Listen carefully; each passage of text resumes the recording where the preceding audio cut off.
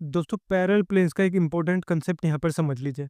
हमें क्या गिवन है, क्वेश्चन सॉल्व करना है हमें यहाँ पे, जिसमें दो प्लेन्स गिवन है और ये दोनों प्लेन्स हमारे पास पैरेलल गिवन है, पैरेलल प्लेन्स है ये।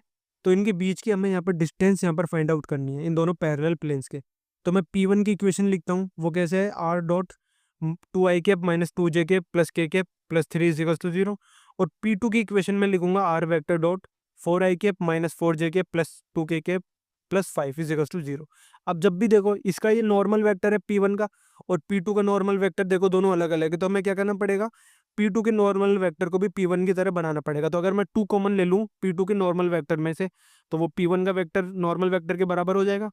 तो हम क्या करूँगा, मैं 2 से डिवाइड कर दूंगा बोथ साइड्स। तो यहाँ पर देखो 5/2 हो जाएगा और इधर से 2 कैंसिल आउट हो जाएगा। तो जब डिस्टेंस निकालते हैं हम पैरेलल प्लेन्स के बीच में, तो हम क्या करते हैं, D1 माइनस D2 करते हैं और स्क्वायर रूट में a² plus b² plus c²। अब यहाँ पर D1 तो हो गया 3, D2 हो गया 5/2 और बाकी जो टर्म्स है उनके स्क्वायर, मतलब जो नॉर्मल वेक्टर के जो i cap j cap k cap के कोफिशिएंट्स है उनका स्क्वायर करेंगे। तो ये हो गया 1/2 रूट में 4 + 4 + 1।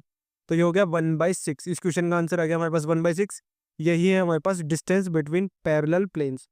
अब एक इंपॉर्टेंट चीज़ है, ये जो मैंने फॉर्मूला लिखा है D1 minus D2 square root में divided by square root of a² plus b² plus c², इसमें ये जो D1 और D2 होता है ये तभी हम लिखते हैं जब हमारे पास जो नॉर्मल वेक्टर होता है, जो प्लेन्स की इक्वेशन है वेक्टर फॉर्म में, उसमें जो दोनों का नॉर्मल वेक्टर होता है सेम होता है। तो यहाँ पर देखो क्वेश्चन में नॉर्मल वेक्टर अलग अलग थे, तो मैंने उसे सेम बनाया।